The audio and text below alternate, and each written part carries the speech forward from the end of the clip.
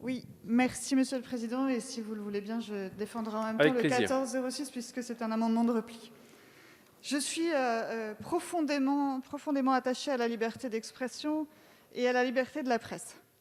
C'est pourquoi, je vous l'avoue, et même, je tiens à le préciser, même si je partage l'objectif évidemment de cet article 24, je suis ennuyée que l'amendement du Gouvernement fasse toujours référence à la loi sur la presse de 1881. Et j'aurais préféré, et c'est ce que je vous soumets dans cet amendement, me référer aux dispositions du code pénal et à l'article 223-1 plus précisément. Et je crois qu'on aurait évité beaucoup de débats et de fausses craintes, de fausses peurs cette semaine si on avait adopté cet angle immédiatement. Mais il n'est jamais trop tard pour bien faire. Et si vous adoptiez mon sous-amendement, vous sortiriez, monsieur le ministre, du piège dont parlait monsieur Lagarde tout à l'heure. En revanche, il est, et c'est très clair, il est de notre devoir de protéger nos forces de l'ordre. Toutes.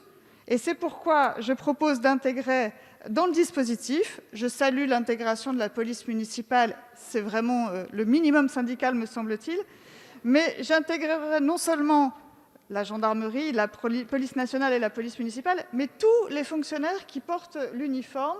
J'ajouterai donc, et ça ne vous étonnera pas, monsieur le ministre ni madame la présidente de la commission des lois, les gardes champêtres, mais aussi les agents pénitentiaires, et il me semble que c'est une mention importante parce qu'ils sont particulièrement visés par les menaces sur internet, et évidemment les agents des douanes, par exemple.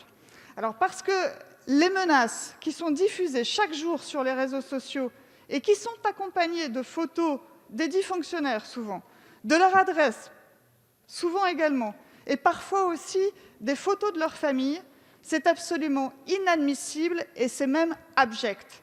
Et nous ne pouvons pas laisser faire. C'est pourquoi, sous réserve justement de cette référence explicite au code pénal plutôt qu'à la loi sur la presse, et en l'élargissant à l'ensemble des fonctionnaires que j'ai cités, je trouve qu'il est de notre devoir absolu de protéger ceux qui dévouent leur vie à notre sécurité. Et c'est pourquoi, monsieur le ministre, j'espère que mes amendements seront votés et acceptés. Je vous remercie. Je vous remercie, Madame Ménard.